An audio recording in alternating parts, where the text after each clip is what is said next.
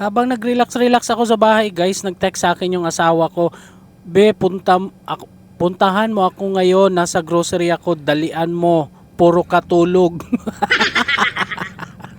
Puro tulog. Bahala ka dyan. Grocery, grocery. Wala akong magagawa dyan. Wala akong gagawin dyan. Bahala ka dyan. Ikaw mag-isa, bahala ka. No, no! Kahit anong pagod natin guys, kailangan pa din natin yung puntahan kasi mahal natin yung asawa natin. Pasuko-suko pa. Dali-dali di ay no? Dali-dali di dagan sa supermarket para ato ng asawa. So naami karon guys diri sa Metro Supermarket diri sa Arsena sa Banawa para maggrocery. So tamang-tama naman guys kasi meron din naman akong hinahanap na pwede kong kainin no. So kaya dito na ako ngayon sa supermarket. Nya question lang sa mga asawa ba nga nung ganahan man jud kayo mo maggrocery. Kung yung maggrocery mo perti naman dugay mahuman wag tuyok-tuyok ra ba sa tibok lugar. Tapos alam nyo kung bakit ang mga bana ayaw maggrocery. Siyempre, gastos yan eh. Kami yung magbabayad eh, wala kayong pakialam. Sus, ang mahal-mahal pa naman ang bilihin ngayon guys. Yung 5,000 mo, iilan lang yan. Diyos ko naman. Ano ba naman tong Pilipinas? Kay numdum ko sa una guys, gamay pa ko. Kay magkuyog-kuyog ko sa akong mama maggrocery. Punit kay punit raman ko guys. Pero ang akong kahibulngan nga inikating bayad guys, kauli sa balay, wa man bisan usas akong gipunit. Mao day kay akong papa sa dating ko ha guys kay para iya pong iuli. Murag nakarelate naman ko guys.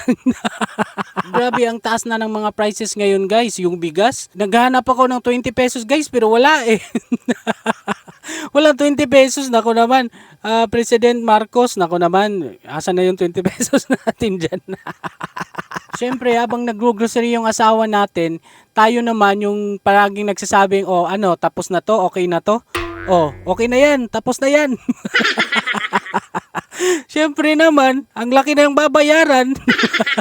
At habang nag-grocery kami guys, alam nyo yung may sumusunod sa inyo kung saan kayo pupunta? Alam nyo yung may sumusunod sa inyo na CI? Sampalin kita dyan eh. Hampas ko tong slice bread. Sinusundan ba naman ako? Toothbrush ba lang yung nakuha ko? Pero alam nyo guys, maganda dito sa Metro Supermarket dito sa Arsenas kasi kahit hindi siya ganun kalaki, pero ang dami nilang stocks. So, kung ano man yung gusto mong bilhin is halos lahat meron sila dito. So, hindi mo na kailangan pumunta pa sa ibang supermarket para bumili o sa mga iba pang grocery store. So, dito presko naman ang kanilang mga manok, kanilang baboy at saka marami pa. Tapos, ang nakanindot diri guys, kay dako kayo ilang parking lot guys. So, sa mga may sasakyan dyan, may motor, dako kayo ang ilang parking lot. So, dili jud ka mahutdan og parking space dire. Yara, so good nagka-board. Aganimal, agabarog-barog na lang ha. Murag ikapoy na gyud ni mo pag ani pagsuod. Kana ganing mo standby na lang kag usa ka lugar guys kay kapoy kayo sige sunod-sunod sa asawa guys. Pastang daghan ng suoton guys, daghan kay puniton guys. Kanang ganihara kay ko sige pangita sa akong gipangita pero walang gihapon ba puro ra iya. Tapos guys, ang nakabati lang no kay bastos maning uban diri nga mga namalit guys. Uy kay abi kay ilahang mga basket kay ilang mga cart kay mga dagko man kay guys. Ang ako gamay man kay banggaan ra ko. Naunsa man ka mga bastos sa dani nila kay abi tag 5,000 ra akong paliton, ilahat tag 10,000, ila na lang ko yan guys. So mao to guys nung morning ni action naman jud ko kabalaka guys kay ganiha mga 1 hour naman gyud mi diri guys. Wa pa man jud nako makit-an akong ganahan paliton guys, murag nakulbaan naman ko guys nga murag maura man gyapon ning style makauli man gyapon ko guys.